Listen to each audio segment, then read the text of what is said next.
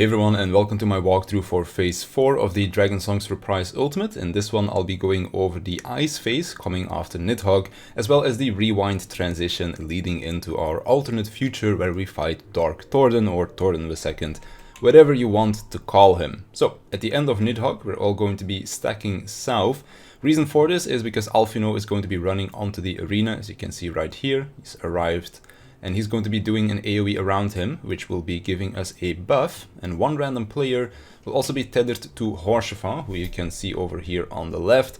And he is also going to be giving us a buff. Now both Alphino and Horsefang will give a buff that allows us to hit one of the two eyes, the red or the blue one. If we stack both buffs together, everybody will also get both buffs, thus allowing us to hit both of the eyes. So that is why we're going to be stacked together. We'll have one eye on the left, one on the right. It's going to be very confusing because the eye on the left is the right eye, the eye on the right is the left eye. So I'm just going to be referring to them as red and blue because that are their colors. After we get our buffs, we are going to be splitting into two groups, two light parties. One is going to go to the left, one is going to go to the right to resolve the orb mechanic that we're going to be getting in just a second. So that is why we're going to be spreading into our two light party groups. After we do that, we're also going to get some raid-wide damage that will also apply a bleed to the whole party. So because there's a lot of downtime here when you're stacked together, put up some shields, put up some mitigation, because this hurts a fair bit. Both of your tanks also need to make sure that they grab aggro of the eyes because they do auto attack. So make sure that your tanks don't die to autos while they are doing all of the other mechanics that are going on. So after we do that, we have a few seconds of downtime, after which both eyes are going to cast Hatebound. This is going to be tethering 4 players with a tether to that eye. Red tethers will make it so that when the players take damage, the red eye will also take damage. Blue tethers are the opposite. If blue tethered players take damage, it will be healing the blue eye. So you basically want to make it so that people that are taking damage have a red tether, people that are not taking damage have a blue tether.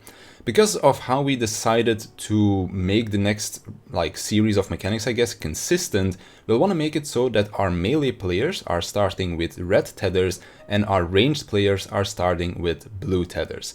Another thing that's important to note is that when you switch a tether, you need to actually stand on top of each other, so it's not just running through the tether that will switch it. You need to actually pass it like the debuff in P4 Savage from Hesperos. You need to stand on top of each other to switch it, and you'll also get a debuff that makes it so that you cannot switch immediately again. So because we have that debuff in play, we're going to make it so that if you need to switch a tether, you just stand in the middle of the arena, kind of like over here where my party list is. Because that way, if someone needs to switch a tether, they just need to run into the group and then they immediately get a different colored tether. Because of course, you can't swap the same colors and you also can't swap back after swapping your tether in the first place. So that is why we do that.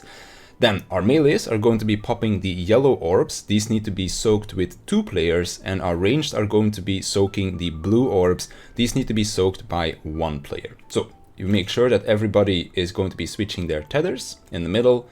And then we are going to do the next set of mechanics. So to soak an orb, we need to wait for it to grow twice. Now the yellow orb grows twice very quickly, the blue ones grow very slowly. So that's why we're going to be popping the yellow ones first. If you're a tank when popping these, make sure you have some personal mitigation because again, these hurt a lot and you're also taking auto attacks. So just help your healer out on this one.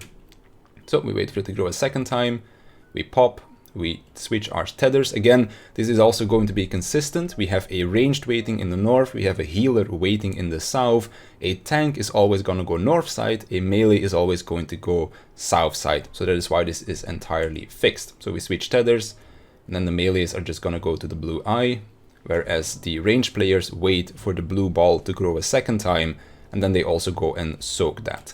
After all the soaks have happened, all of your melees should have blue tethers, all of your ranged should have red tethers, and then we're going to be grouping up next to the blue eye. Over here, we are going to be getting 4 sets of Mirage Dive. Now, Mirage Dive will jump on 2 random red tethered players, and they will also be getting a piercing down resistance buff. So what needs to happen is, whenever you get a Mirage Dive, people need to switch with your tether. Again, we made this consistent. Tanks are going to be switching first, melees are going to be switching second, and then the third swap that needs to happen is going to be the players that got the first set of Mirage Dives, because by the time that the 4th dive happens, their debuff will also have gone away. The only thing that needs to be called out here are the flex players need to say if they're going to be going counterclockwise or clockwise. What I mean by that is we are all going to be looking north, so over here through north, and we have assigned one person to look clockwise to take the dive, and the other person is going to look counterclockwise. So what that means for me, because I am clockwise, the dancer is my first priority, the white mage is my second, the scholar is my third, and I will never take the black mage. If you're counterclockwise, black mage is first priority, then scholar, then white mage. You'll never take the dancer. And then just as people switch, that's how we're going to be looking at it. So we have tanks go first, so Mirage Dives go out, dancer as well as scholar get hit, so I go to the dancer, my co-tank goes to the scholar, so we switch. As soon as we switch, the other players move in. Second Mirage Dive, our melees switch. Then we have the third Mirage Dive, our flex players switch. And then we have the last Mirage Dive, and that's the end of the mechanic. Over here you'll want to be killing the blue eye, because there's going to be a cast coming from both blue and red, and if both of them get to cast their ability, you're most likely not going to be making the DPS check. So that's why you need to make sure that the blue eye dies very quickly after the Mirage Dives are done. After those are done, everybody moves on to the red eye to go and kill it. It will do Steep Enrage, put up some mitigation for this, because this is a raid wide. And after this, because of course the blue tethered players take damage, the left eye, or well, the blue eye, is going to have some HP again. So that's why you also need to make sure that the ranged player switches over real quick to go and kill that again. So if we manage to kill this before the bar reaches 100%, we got to go back in time and try and save our boy Horshafa. So this phase is going to be almost exactly the same as when we do it during the intermission in phase 1. The only difference is that we now need to use a tank LB3 as soon as Horshafa runs onto the field. So right here we're going to be using tank LB3 to make it so that we can actually heal the boy. And this is why our priority system for healers, melees, ranged tanks is important. The reason why our healers go first is so that they can get rid of their mechanics while tank LB3 is active. So whenever we don't really need healing, the healers are doing their mechanic. The tanks go last because we're alternating ranged and melee to make it easier with the puddles, so that they can actually use tank LB3 and not be in animation lock when they need to do mechanics. Because Horshafa is going to be staying alive through this entire mechanic, the spear is also going to be pulsating for this entire mechanic. So that's why healers need to mainly be focused on just healing the party as well as healing Horshafa.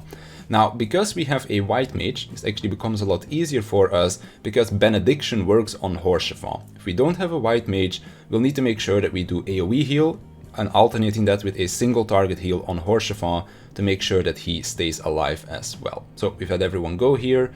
Tanks are going to be stacking up to drop their puddle. Pure of Heart finishes casting, and make sure that you put some mitigation on this. We use Reprisal, Addle, Feint, as well as a Shake It Off to make sure that the party survives, but also to make sure that Horshafa survives. Because of course, if Horshafa dies, then that's the end of that. After the Pure of Heart goes out, we get 2 more pulses of the spear, and then we need to make sure that we kill the spear. Horshafa won't be taking damage here anymore. You just need to make sure that you kill the spear before the Enrage cast goes out. Kill the spear in time, save ya boy, and then we get to go into phase 5, where we fight against a new Thordan. So that's going to be doing it for phase 4 and I guess the intermission as well. If you have any more questions about any of the mechanics, then feel free to leave a comment in the comment section down below and I'll definitely get back to you. But for now, that's going to do it for me, so I want to thank you for watching, I want to thank my Patreons for their support, and I'll see you in the next one.